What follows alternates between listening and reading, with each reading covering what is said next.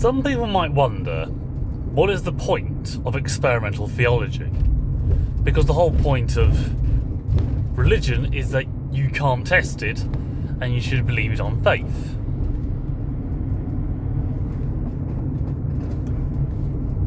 Many people will agree with that. But I find you can still use the scientific method within the limited grounds of religion. For example, testing a hypothesis for what the Bible actually says, for what the Bible's position on a certain topic actually is. It may require a deeper dive into biblical understanding than most people will be willing to do. But you could say that is the glory of experimentation, that you have to dive into it and look at things in a different way. That is the point of experimental theology. To look at something in a different way than what most people would. And see if that tracks with what the Bible is actually saying and what some people have already established about religion, especially in this case Christianity. Does this mean I dispense with faith? Not normally, no. But you may think that the scientific method and religion are drastically different and therefore cannot interact. However, this is something that crops up, surprisingly enough, in fiction quite a lot. Not with religion, however, but with magic. Being a massive Harry Potter fan, having read all the books and watched all the movies, I've got into many different debates on Facebook, YouTube and various other forums about people's theories. I happen to quite like some of the theories, others are just ridiculous in my opinion. One thing I normally don't look into is fan fiction, because that often rewrites aspects of the law.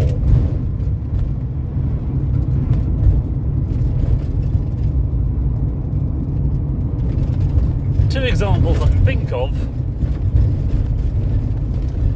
that actually do a fairly decent job of operating within the bounds of the law given, and maybe adding a bit more to it, happens to be the James Potter series. I don't remember the author, but he did fairly well with the law established. So in the first book, the Halls of Elders Crossing. But I think he was starting to tweak what was already established by the main author, that being J.K. Rowling,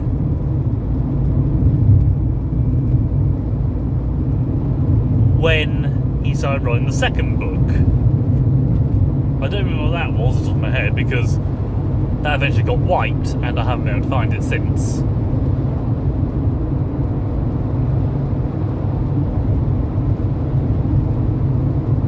But it was a fascinating look into the law, looking at the more scientific aspects of apparition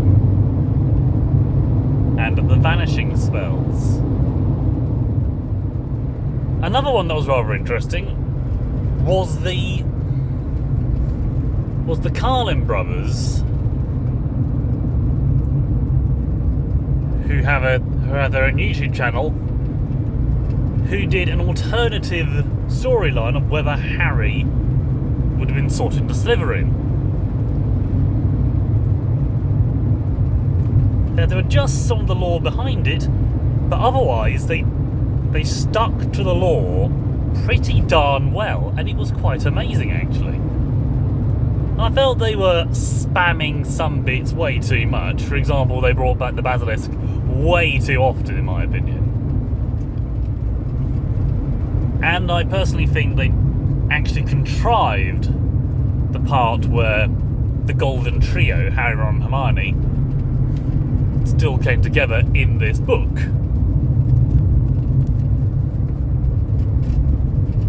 So I'm not sure how much of it was actually them just rewriting the books according to their fancy, rather than just delving into what would have happened. So that could have been something scientific they could have contrived, and that happens in odd places throughout fiction, throughout various media. It's not unique.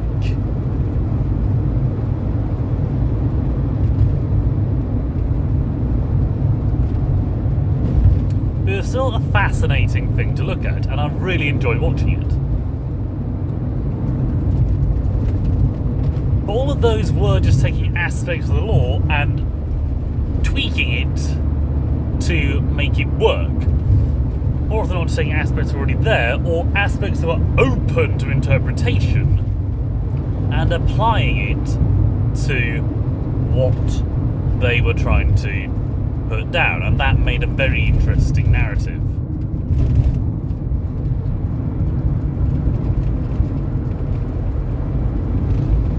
However, one thing that I have been listening to fairly recently, and still listening to, it's a pretty dense book,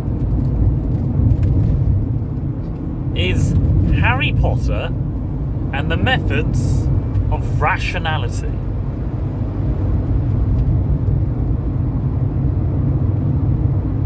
At first I thought it was just going to be a couple of chapters of glorified fan fiction, but it's actually an in-depth novel, and it's pretty dense. As far as I remember, there's only about 12 chapters in the whole of Harry Potter and the Philosopher's Stone. But this, I'm trying to remember, I think about chapter 20, something like that. And there's still an awful lot to get through. So, why do I bring it up? Well, simply because in Harry Potter and the Methods of Rationality, it sort of takes the idea of what if Harry wasn't adopted by the Dursleys, but was adopted by another family. It would still have to be his aunt, Petunia, because that's his mother's blood, and that was how he was protected from Voldemort. Spoiler alert. But instead of marrying Vernon Dursley, Petunia marries Michael Verris, who seems to be a university professor and extremely scientifically minded, even teaching Harry how to do hypotheses, experiments, and various things by the age of 11. As you can imagine, this made him quite a precocious kid. He was very much questioning things, and you could tell his stepdad was being rather wound up by it.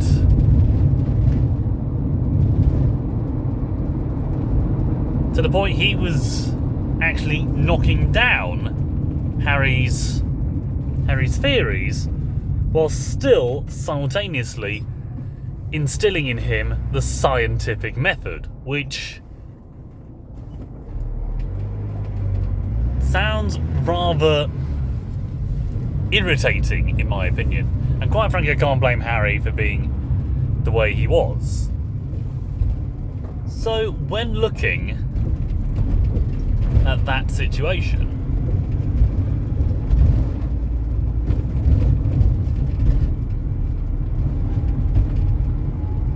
what do we have?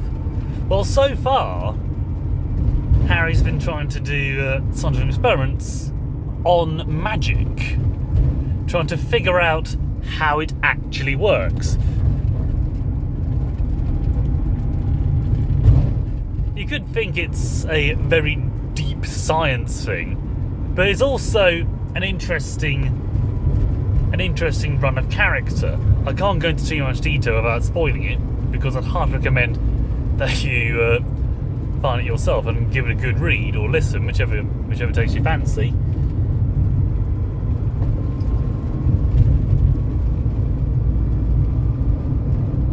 It is really rather interesting about how the character shifts while still being rather precocious. But does this become the only place where magic is being questioned? Well, in a way, no. There are two things I can think of. One is, I think it was the flaw in all magic.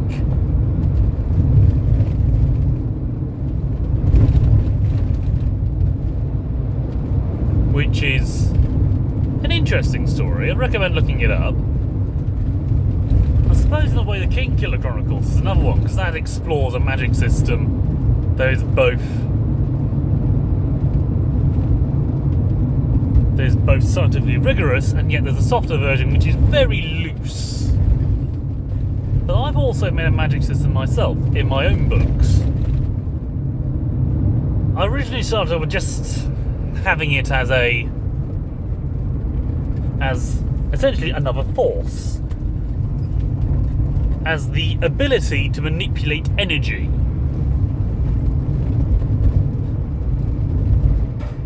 And some aspects of it allow one to simply convert one form of energy into another. This does kickstart the Industrial Revolution a little bit earlier or a little bit later. It sort of depends on how you want to draw the timeline. I haven't been very thorough with that, I'll be honest.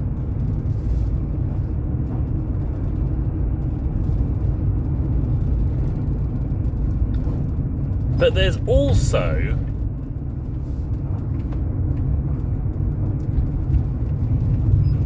a deeper scientific study, because someone started questioning what magic was, in a similar vein to how Einstein started questioning what gravity was. It wasn't a force in and of itself, it was more how the universe bent in the presence of mass.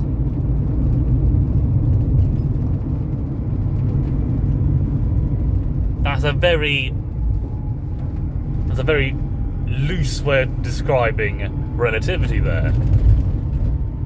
Or Einstein's theory of space-time, anyway. Why is this important?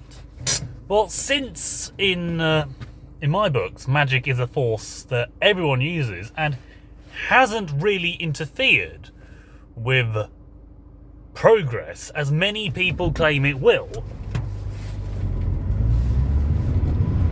it is still something that will be examined. That's just the way it is.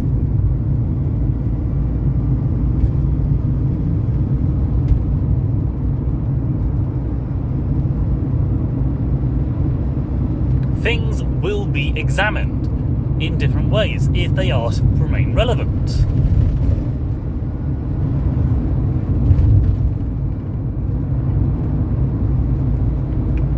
And since I'd already heard of a character in another book called Solomon Einstein, I decided why not bring him back in and just say he was the more magically inclined brother or cousin or whatever of Albert Einstein.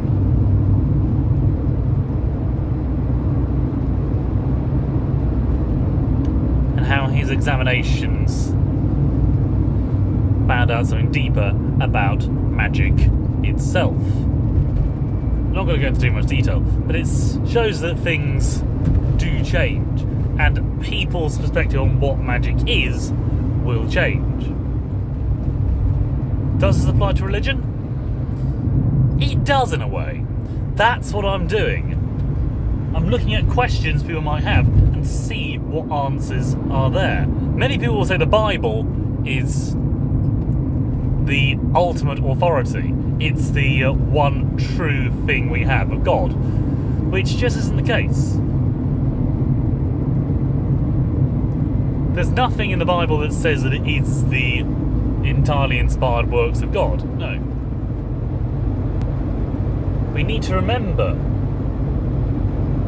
that humans still wrote the Bible. Whilst it may be inspired, it's also something that we wrote down, translated over and over again. I mean, many people still use the term hell when other phrases like Hades, Gehenna, Tartarus, or Sheol are more accurate terms, something I will be covering in a video soon. It's those sort of examinations, rather than just blank statements like people say, the Bible supports slavery, or the Bible supports homophobia or transphobia.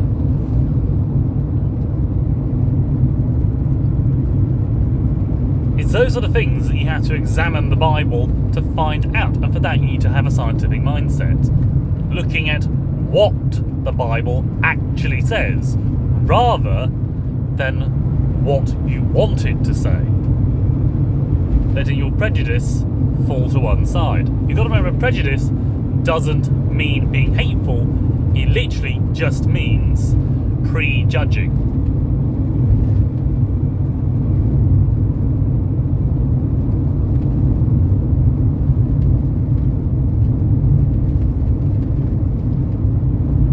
Now, people like Richard Dawkins, and I think Christopher Hitchens as well, say that you can't criticise religion. You can't look at it in a critical manner because society says, oh no, you can't do that. I would say they're confusing critiquing with criticising. Adam Savage put it beautifully. Critiquing someone's work means you're looking at the work itself, seeing if there are problems and then correcting them. Criticising is simply saying that this is wrong, this is rubbish, this shouldn't apply today. Many people say that we treat religion with an exaggerated respect. I would say far from it, actually. I would say it depends on how you're critiquing them. True, if you go into a church and when someone starts preaching, you start yelling at them that this is wrong, this is rubbish, you're going to get thrown out, you're going to get ostracised. But here's the thing, you can do that in a scientific lecture, saying that's all wrong and so forth, and you'll still get kicked out. You can say that at a flat earth conference, you'll get kicked out. You can say that in a kitchen. If you're a food critic, you won't go into the kitchen and start yelling at them to hurry up. No, you would simply sit and wait. And then you'll write your review. If you're a health inspector, you might go in and question them. If you're a health and safety inspector on a building site, you might well go in and start correcting people. But that's just to keep people safe. When it comes to intellectual stuff, such as religion, such as sciences, conspiracies, whatever, that needs to be treated with respect by listening in full and then debating afterwards. One that popped up on a reel that I'll be doing a run on. I think it'll be in the next couple of months or so. It only fairly recently cropped up. Is someone asked to basically finish his argument without any contradiction, without any argument. And they were like, why should we? Why should we do that? Why should we not argue against it? Simple fact is, he needs to finish his argument. If you constantly have to battle someone who's just arguing against you, whilst you're actually trying to present something that, if they listen, they might well actually understand and possibly even see where they were going, they might actually be able to have a more informed argument to make against it. I consider it intellectually dishonest if you start arguing halfway through. I hate it when people just interrupt and say, no, that's wrong, no. I'm like, let me finish, and then you might hear me out. You might understand. I found that in all walks of life. I found that from my father. I found that from an old work colleague. I found it from an old line manager who really need to go back and retrain, I think. So it's that sort of intellectual dishonesty that I hate. People refusing to listen to things because they just don't think it's relevant. Where in actual fact, if you take the time to delve into it, listen to the argument in full, and then understand it,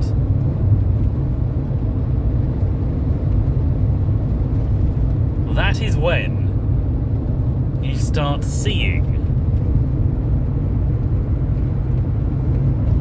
the full picture.